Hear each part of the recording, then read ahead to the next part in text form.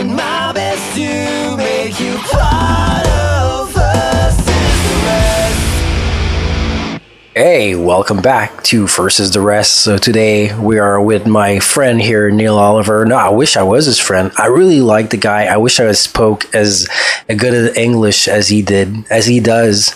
Unfortunately, I was not born speaking the English language, and I think that this guy was probably like born 5 times to have this talent to speak English so well. So let's listen to Neil Oliver here about weather maps are among the most blatant forms of fearmongering deployed so far. Oh, is he saying that climate change is just another tool to control people with fear? I guess. He's probably a crazy conspiracy theorist. When the only tool you have is a hammer, you tend to treat everything like it's a nail. He's so right. I love this guy. For at least 3 years now, if not in fact for a whole lot longer, governments here and elsewhere across the West have kept the hammer always in hand. During the COVID debacle, they called the hammer the science, but it was a hammer by any other name. Science changed, however. Calling a hammer the science doesn't make it so. You can put a crown on a dog and call him Prince, but that doesn't make him a member of the royal family. Science is supposed to be a conversation without end, an ongoing process of asking questions, whereby someone observes some part of the way the world seems to work, comes up with a potential explanation for what appears to be happening, and then designs experiments to see if that explanation might be proved wrong. A scientist actively encourages his fellows to come up with experiments of their own. That's how you learn. To challenge his idea. For as long as the explanation holds up in the face of the experiments, it gets to stick around. But the point of the scientific method is that every explanation must always be subject to challenge by anyone. Of course, that's what science is about. In that respect, science turns out to be a bit like the weather, which is to say, changeable. As soon as someone puts the word "the" in front of the word "science," you know they've decided the conversation is closed. Scientism. They have no more to offer the debate. When a conversation is declared closed, then that process of scientific exploration is dead, as though science is dead along. To death with another hammer. Lockdown and masks were set in place using a hammer. For months on end, we were told the science said we had to lock down the world and everyone in it. The brakes were applied and the world, our part of it at least, was brought to a shuddering halt. Before, during and after the brakes were... Yeah, and suddenly herd immunity and natural immunity was nothing to be heard of. That didn't exist anymore. There were many we don't know. Don't know if people will have immunity. It's like, what, are you really scientists? It's like, do you understand the human body, or are you just like recently? It's like, are you like... You have like voodoo dolls to repair people or to give curses? It's like, people what are you naively doing? thinking science was still a conversation, who said locking down would save no lives and would in fact cause nothing but harm. More voices were raised to question masks. People trained in the scientific method who said covering faces with paper and plastic masks would save no one from a respiratory illness like COVID, as well as very little chances stopping the spread of the illness. They would have negative consequences for millions. Especially the young. Rather than engage those people in conversation, those wielding the hammer merely saw in front of them yet more nails and used the hammer to flatten them. And here we are now dealing, or rather not dealing, with all those disastrous consequences for economies, livelihoods, mental and physical well-being. They want it to be this way. Caboodle. The difference between science and this science is the difference between a living plant with roots and a cut flower in a vase. One is alive with more to give, the other quite dead. More troublesome voices were heard asking questions about exactly what was going on in Ukraine. And out came the hammer again. Anyone asking about the geopolitics, US involvement, Biden family involvement? No, if you ask questions, you're a Russian apologist, a Putin apologist, and I mean, it's pretty easy. I mean, you put Putin here, and you put him in the corner here, and you just say that he's evil. That's it. You don't need more explanations, of course. Yeah, that's really going to get us somewhere. Politics of the Azov battalion, all silenced. We were told it was about saving democracy. They might as well have called it the democracy. The democracy is a living thing. You're not far, actually, Neil Oliver. You should always listen. They always say our democracy. They never say just democracy, especially in the United States. If you hear like Biden talking about democracy, it's always our democracy. And it's not for nothing that they use that word. It's because it really is our democracy. It's not the democracy. Well, actually, he says the democracy. I think we got this the other way around. However, Neil does live in Great Britain. At GB News, I guess that he sounds Irish or Scott, or no, I think more Scott than Irish. I'm jealous of his timbre, and I don't know if he sings as well as me. Of course, maybe not, but I mean, his spoken language is amazing. I wish I had that talent. Well, wherein each political ideology is only a theory, each government only an experiment to test the theory, and always there should be the opportunity to challenge the theory and, when necessary, replace it with one altogether different. Whatever the hell's happening in Ukraine, it's not about saving democracy. As much as anything else, it's about making money, hundreds of billions of dollars and pounds. See, he's a smart guy. That war is about seeing how quickly the people's money, in fact, the money yet to be earned by the people and then taxed by our governments, can be turned into the wealth of arms manufacturers and those who aid and abet them. Democracy, another fragile flower, has been flattened in the process. In Ukraine, any voices asking questions, speaking up in opposition to the government, hammered flat. In the name of that so-called democracy, a generation of Ukrainians has been harvested. Hammers and nails, that's all we are now. Crazy. The hammer wielders have seized for themselves all the power, and yet some of the nails just won't lie flat. Right now the hammers are out again. This time the powers that be, aided and abetted by more of the science, are busy using the summer as an anvil. The summer, yeah, exactly. Oh my God, it's so hot. I had another video on this, but it seems that there's a lot of regions that suddenly this year they started using ground temperature instead of a temperature 2 meters higher. So, and that's why there's a lot of places, oh, it's 6 degrees hotter than last year. It's just because they changed the way they calculate it. It's extremely anti-science. Let's see if Neil has something on that. Only when you're in the business of frightening the living daylights out of populations. Probably. The palette for colouring the weather maps has been changed from the familiar life-affirming greens and blues to the angriest of oranges, reds, purples and black. Glimpsed out of the corner of an eye, the most recent maps of the Mediterranean look like pizzas left too long in the oven, all blistered and burnt. Nice. I say it's ludicrous. Among the most blatant and inexcusable fearmongering deployed so far. He's right, because if you've seen the memes on the internet, there's some pictures where like 10 years ago, like 30 degrees was in like orange, and now 28 degrees is now in like dark red. And I mean, I'm very, very ecologist. I love nature. I think we are kind of destroying it a bit too much. I don't agree that there's too many people. I'm not a nihilist. I think we can do better with everything that has to do with ecology and nature. However, I don't believe what rich people say. I look at what they do, and what they do is nothing. And I mean, maybe they are apathic. Maybe they think that their money is above everything, and they don't even care if the planet dies as long as they get the richest possible. But I still don't believe it that way. I still think that they want to leave a legacy. I don't think that having a destroyed Earth is going to leave any legacy to anybody. So I don't think that they are unwillingly going to destroy the planet. I think it's just that they don't believe it. And if they don't, I mean, they have the highest experts there. I think that, yeah, like, watch what they do and not what they say. Oh, battered and bruised, not to mention plain old dead on account of lockdown, followed by land war in Europe, backed up at all times by the threat of global nuclear war, are now being hammered flat by elaborately orchestrated fierce summer. Dotted throughout the incinerated hellscapes are the numbers predicting daily temperatures. I think they're missing a trick by not finessing the maps, by having those numbers held up by little red devils, complete with blackened hooves, horns and white-hot flaming pitchforks. The news reporting has been at least as hysterical as the weather forecasting. So far, the combined desperation of disaster journalists for thermometer-busting record temperatures has not been enough to push the numbers over the line. But it's only July, and there's a lot of summer still to go. Having a lot of fear to go. Purple and black, presumably the coverage of any actual new records will have to be accompanied by graphics of cities in flames and boiling oceans. Feverish has been reminding of the record temperature set in Sicily in 2021 when the mercury hit 48.8 degrees centigrade, which is pretty hot. 119.4 degrees I've Fahrenheit. been in hotter. So vulnerable are the numbers to being manipulated to present any case a person might care to make, I'm reluctant to lean on any myself. But it's at least worth remembering there's nothing new under the sun, including extreme warmth.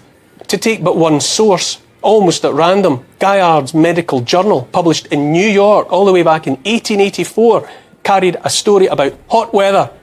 The piece began, quote, "Many a man has mopped his brow during the summer months of 1884, declaring it was the hottest weather the world ever knew," which of course would not be true. 125 years. Extremes recorded as far back as 627 AD, when, quote, "the heat was so great in France and Germany that all springs dried up. Water became so scarce that many people died of thirst." More years were picked out. 879, when farm workers were struck down within minutes of attempting work. 993, when the sun's rays were so fierce that vegetation burned up as under the action of fire. Hope for the best, prepare for the worst. That's what we need to do. Like, no matter, climate's going to change. But, I mean, we should do what we can to, not change it too much and be careful, but got to prepare. In 1000 AD, quote, "rivers ran dry under the protracted heat. The fish were left dry in heaps and putrefied in a few hours. Men and animals venturing in the sun in the summer of 1022 fell down dying. On and on it goes. 1132, 1149, There's got to be a cycle 1200, to it. 1277. In 1303 and 1304, the Rhine, Loire and Seine rivers ran completely dry. In the summer of 1625 in... I don't know if you've checked out like old maps, just like old maps of like the Americas in the 15th or 16th century. There used to be like different places with lakes and like more land, some other places. California used to be depicted as an island. You need to check out these maps. Of course, if you like looking at maps, some people like find it boring. I find it like so interesting. I guess it's a nerdy thing, like looking at maps. But yeah, it's quite amazing how it changes. Scotland, men and beasts died in scores. Meat could be cooked by merely exposing it to the sun. Remember that record temperature of 119.4 Fahrenheit in Sicily 2 years ago? Gaillard's journal item quoted a temperature in Paris on a memorable day in 1846 of 125 degrees Fahrenheit. More important That's than not caused by humans. and the pizza pie weather maps, consider always who benefits and who pays the price of all this fear. Listen to the doommongers like politicians John Kerry, Al Gore, Barack Obama. Well, I guess back then, when it was too hot, too cold, too rainy, not enough rain, I guess the solution was sacrificing. Did they stop sacrificing people and they saw it didn't work? No, of course not, because it did work. Hereafter was much better. Celebrities like Leonardo DiCaprio, the software salesman like Bill Gates, and watch their bank balances always rise faster and stay higher than the mercury And they're in not any doing anything thermometer. themselves. Listen to them describe how you and I must live in the future, and watch how they live now and with no signs of changing their ways. The Kerrys, Gores and Obamas grow richer every day. They preach their disaster sermons about sea levels rising 10 feet, 50 feet, 100 Still feet. buy houses next to the ocean. And then beachfront sea level mansions priced in the tens of millions of Genius, dollars. Neil.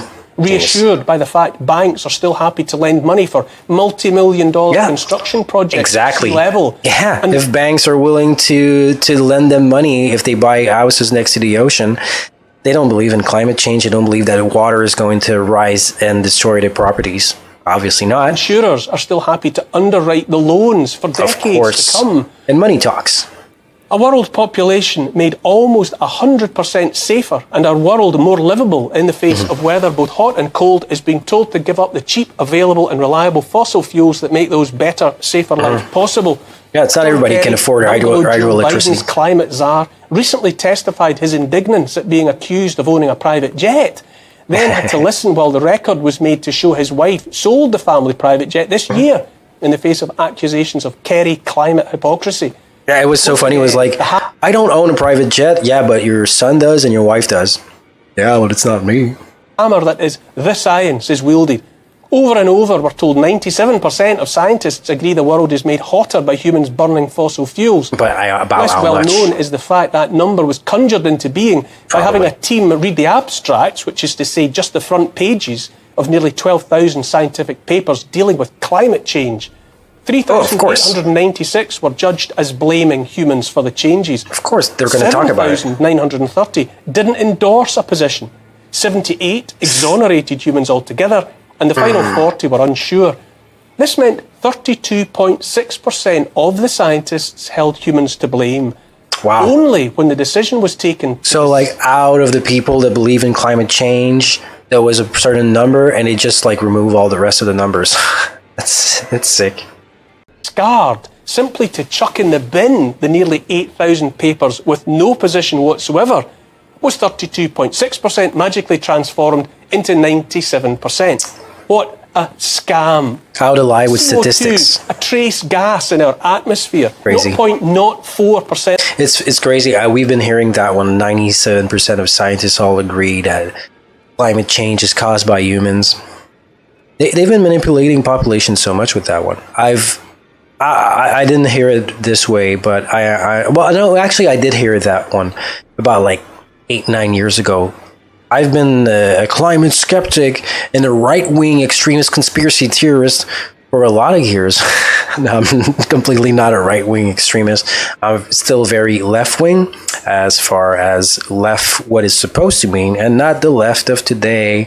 I guess that's what happens, huh? Like, more that the left or right becomes extreme, the older political view becomes the other side. I guess maybe it never changed, and that's why I was always saying I'm always going to stay left wing. Well, yeah, I've never changed, but it's the left wing that left me a long time ago. Of the whole is demonized as a world-killing toxin. The increase attributed to our species is 4% of that 0.04%. But a rising volume of CO2 in the atmosphere is a consequence of a warming planet, not the cause of one. Yeah, you might as well watch a horse-drawn cart and conclude it's the cart pushing the horse. And notice too that CO2, by boosting plant growth, turns the planet fertile green, not angry red. Here's the thing, I say again, when the only tool you have is a hammer, you treat everything as a nail. The science says the conversation's closed. They pound away with the hammer, such a clumsy, inappropriate implement. Fewer and fewer blows are hitting home. It's long past time to get the hammers out of their hands and back in the box with all the other tools. Well, I don't know. There's still some tools that could be good. Yeah, I love his voice. He's so cool. This is like the voice of a superhero or something like that. So yeah, that was Neil Oliver for you. It was the video. It was weather maps, or the most blatant forms of fearmongering deployed so far. Indeed. Let's try to find out that on the internet. Weather maps today vs 10 years ago. Let's see, I'm sure it was something like that. Past weather image. Let's just go by images. Google. Let's try that. Annual temperature change was something. No, I can't find it directly, but it was like pretty much the same temperatures, and it came from yellow to dark red, just depending on which year it is. It's a blatant manipulation, and it's very sad because it's. I mean, maybe the Earth is kind of sick, and maybe we are like destroying part of it, and we're not being careful about it, and. It shouldn't be something that we toy people with.